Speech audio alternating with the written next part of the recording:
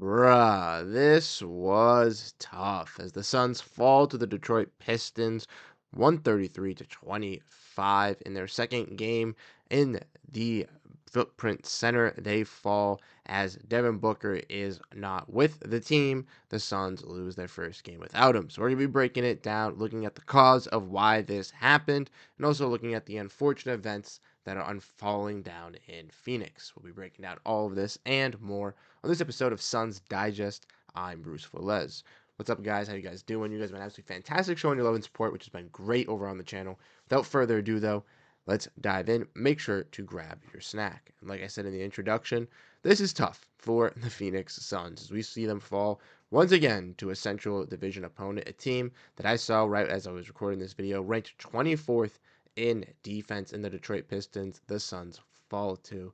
And without Devin Booker, this team still looked solid and it still looked like it could win and beat a bad team in the Eastern Conference in the Detroit Pistons. But unfortunately, some X factors with some turnovers definitely led this team down a rabbit hole that caused them to find an impossible way to climb out of in the fourth quarter. So we're going to dive in and we're going to look at this game in a retrospect and go over some injury news as well as once again the injury bug strikes again in Phoenix. So without further ado, let's get into this. Like I said, Suns outshot the Pistons tonight.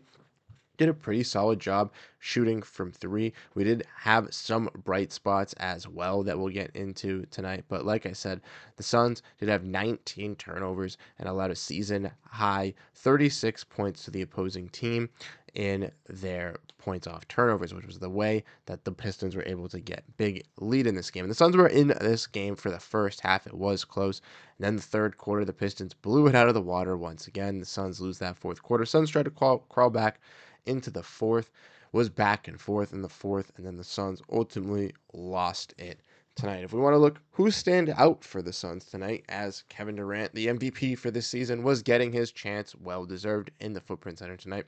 So he had 43 points tonight for the Phoenix Suns, 11-11 from the field, 4 threes, an absolute perfect performance from Kevin Durant. He was spotting up everywhere, hitting every shot that was necessary for this team. He was dominant in the fourth. He was dominant in the first. And then for the Suns, Bradley Beal did step up and deliver like Coach Budenholzer wanted him to with no Devin Booker, as he was an effective scorer for this team. 20 points for Bradley Beal. Solid shooting numbers for him. Solid rebounding as well for Bradley Beal. Really, really great game for him, stepping up and delivering for the Suns in those middle quarters in the second and third, while Durant literally delivered in the first and the fourth. We also saw Ryan Dunn have some great defensive plays. One where the referees were calling it a foul, which was really, really weird. Obviously, it got reversed, and that's something we can get into a little bit later because the referees were on something tonight, even late in the game with Mason Plumlee with that late turnover where they overturned it, obviously, but they were first initially called it a turnover where he quote unquote stepped out of bounds when he wasn't clearly, and he got rid of the ball way before it. You can see it in clear time. Same thing with the Ryan Dunn block. I don't know what's been going on with the referees these last couple of games, but with the Suns tonight, they got struck with it because that was some ridiculousness tonight. Mason Plumlee almost kind of cost the Suns the game, letting Jalen Duren get that rebound late in the game. He did redeem himself getting another late rebound. Tyus Jones had 19 points,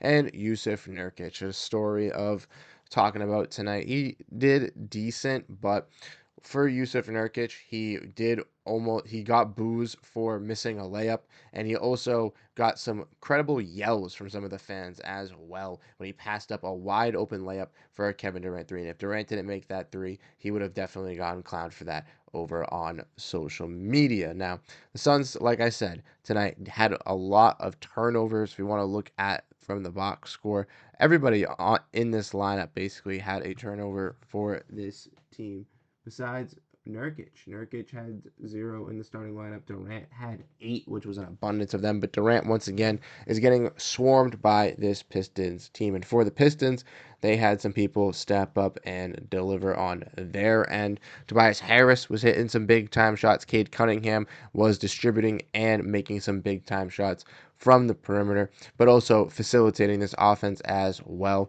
as he got double-digit assists alongside 20 points. Jaden Ivey was hitting some big-time shots, scoring and playmaking for this team. Simon Fontecchio was having some little battles with Kevin Durant as well earlier on. That was cool to see. Malik Beasley was lighting it up from deep range for the Pistons, and the Suns really weren't guarding the three-point range as well, which has been another problem. And I was just in one of the spaces on Suns Twitter, and they were talking about how maybe not just instilled into the defense because they just don't play up at the three-point line. They've been playing a lot of drop coverage, which has been allowing a lot of the players from this Pistons team to just get into the paint, get easily be able to score, and that's what Cade Cunningham was doing, slicing and dicing up this offense and finding players and finding those wide open three-pointers on the corner to Beasley that were just draining the Suns' momentum to try to even crawl back into this game. Because in the fourth quarter, the Suns were gaining momentum, led by Kevin Durant, as he was getting those MVP chants. He was getting to the line, scoring from the mid-range, scoring from three-point range, really controlling this Suns offense without Devin Booker, And unfortunately for the Suns, the lack of being able to control the ball, even with the additions of Tyus Jones and Monte Morris at the point guard position, the lack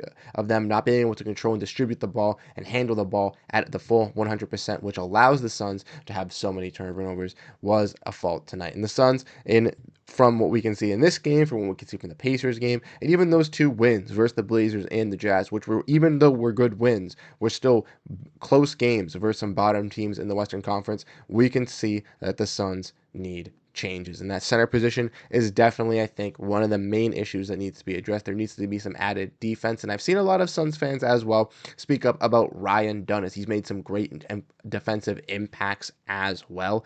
And I truly think he's a guy that deserves some more minutes in this rotation. And I think he can kind of fight for those minutes as well. So let me know what you guys think all about this game down below in the comments section. What you think about Ryan Dunn? What do you think about the Suns needing to make changes? What do you think about the Suns defense? What's your overall thoughts around this game? Because personally, it's disappointing to watch the Suns fall asleep on defense, play a little lazy, miss opportunities, smoking layups, not having a quality center, which makes Jalen Duran look really good, which, if you don't know, Jalen Duran hasn't been that good for the Detroit Pistons. And it just physical pain for the Suns fans here watching these games, as we're hearing that we're going to evaluate 10 to 15 games, but as we all know, injuries keep coming left and right, and we already see another one as Grayson Allen left the game with a concussion tonight, as he got elbowed in the back of the neck/head, and he will be obviously reevaluated in a little bit. We don't have any updates on this post game, but we'll keep you updated on this channel more on that Grayson Allen injury update once we get more news. But like I said, let me know your thoughts down below on the Suns' performance tonight. They did fall to the Pistons, an unfortunate case, falling to the Pacers as well in their last contest.